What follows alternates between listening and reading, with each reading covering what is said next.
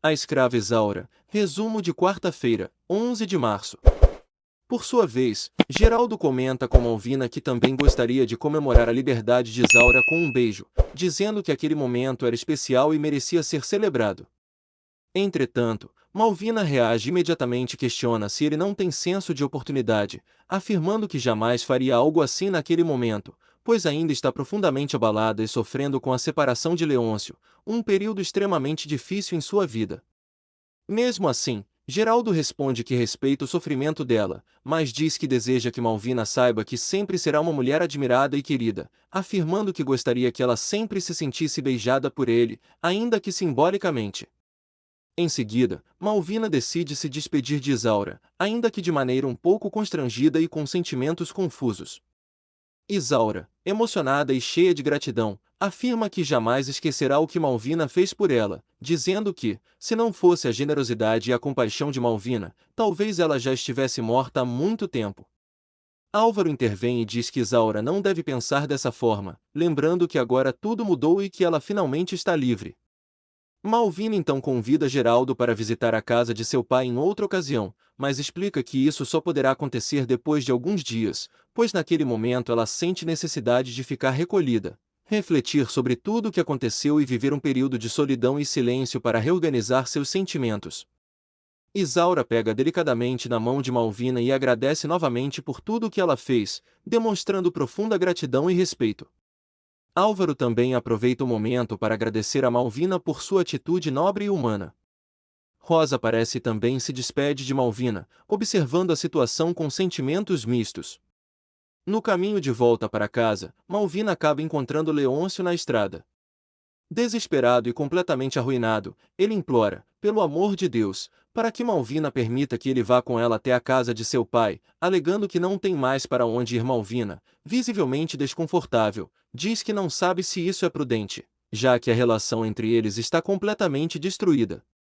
Mesmo assim, após muita insistência, ela acaba cedendo, mas deixa claro que ele terá de implorar pessoalmente pela ajuda do pai dela.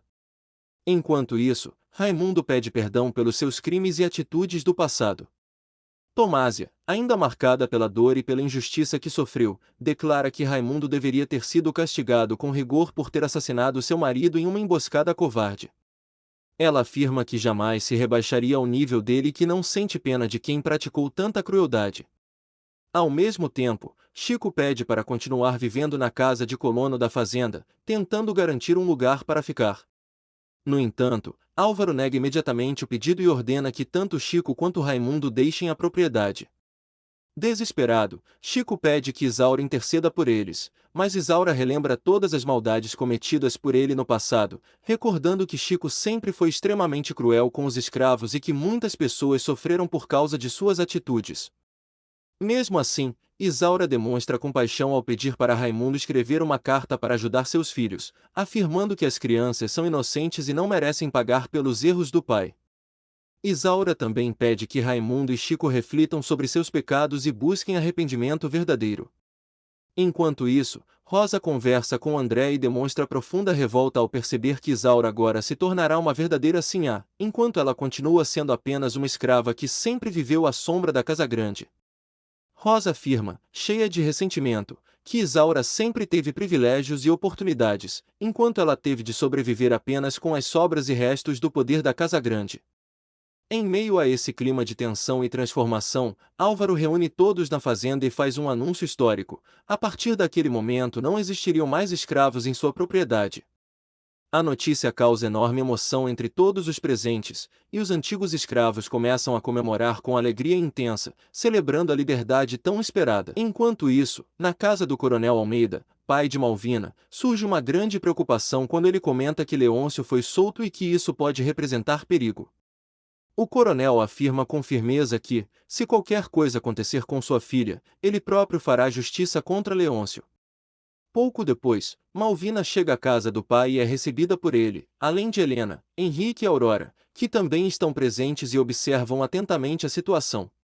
Logo em seguida, Leôncio aparece e se apresenta como marido de Malvina, tentando ainda manter algum tipo de autoridade ou respeito.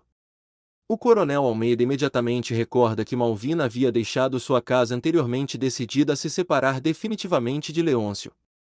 Malvina confirma que essa continua sendo sua decisão, mas o pai questiona por que ele está ali acompanhando-a. Leôncio então tenta se justificar dizendo que o sogro não cumpriu a promessa de pagar a hipoteca que pesava sobre seus bens.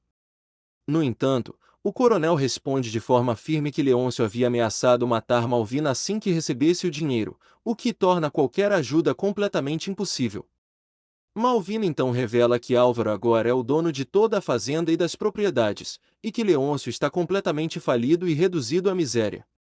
O coronel Almeida declara que Leôncio não tem absolutamente nada a fazer em sua casa e que sua presença ali é indesejada. O sargento, que acompanha a situação, afirma que Malvina não foi apenas ameaçada, mas também agredida fisicamente por Leôncio. Indignado, Henrique tenta partir para cima dele e agredi-lo, mas o coronel impede o filho e diz que o destino cuidará de colocar cada coisa em seu lugar, garantindo que Leôncio nunca mais encostará em Malvina. Em seguida, o coronel faz uma declaração definitiva: Leôncio não é mais nada para sua família, e ele pretende exigir legalmente a anulação do casamento entre Malvina e Leôncio por causa de violência, crueldade e erro grave na união. Desesperado e sem alternativas, Leôncio implora ajuda ao coronel, mas ele se recusa categoricamente. O sargento comenta que Leôncio tem o direito de responder ao processo em liberdade, o que deixa o coronel profundamente revoltado com a situação. Demonstrando compaixão, Malvina pede ao pai que dê algum dinheiro para Leôncio ao menos conseguir se hospedar em uma pensão. O coronel concorda, mas afirma que será apenas uma pequena mesada, suficiente apenas para que ele não morra de fome nem precise mendigar nas ruas. Ao ouvir o valor, Leôncio fica espantado com o quão baixo ele é, mas acaba aceitando por não ter outra opção, ainda reclamando que o coronel poderia ser mais generoso. O coronel então ordena que Leôncio vá imediatamente para o Rio de Janeiro e só retorne quando o juiz convocá-lo para responder ao processo. Antes de partir, Leôncio se despede de Malvina, tentando demonstrar algum sentimento, mas Malvina diz friamente que ele deve esquecer que um dia os dois foram marido e mulher, encerrando de vez aquele capítulo de sua vida. O coronel reforça que fará tudo para anular oficialmente o casamento. Enquanto isso, na fazenda, Isaura e Álvaro se animam com a grande celebração que acontece na Casa Grande em homenagem à liberdade dela. Em meio à festa, Geraldo aparece alarmado dizendo que a fazenda parece estar cercada e que pode haver um ataque. Rosa entra em pânico e grita que a fazenda está sendo invadida, enquanto André imagina que possa ser gente do quilombo que ele conhece. No entanto, Isaura logo percebe que se trata apenas de tio João, que chega pacificamente ao local, e ela o cumprimenta com alegria e respeito. Aproveitando aquele momento simbólico, Isaura anuncia que todos os escravos da fazenda receberão sua liberdade definitiva. Álvaro confirma a decisão e garante que já no dia seguinte mandará preparar todos os documentos de alforria para que ninguém mais possa ser tratado como escravo ali. Enquanto isso, completamente derrotado pela vida, Leôncio vai até o local onde Flor de Lis trabalha, conversa com a responsável do estabelecimento e pede permissão para dormir ali, mostrando quanto sua situação se tornou miserável e humilhante.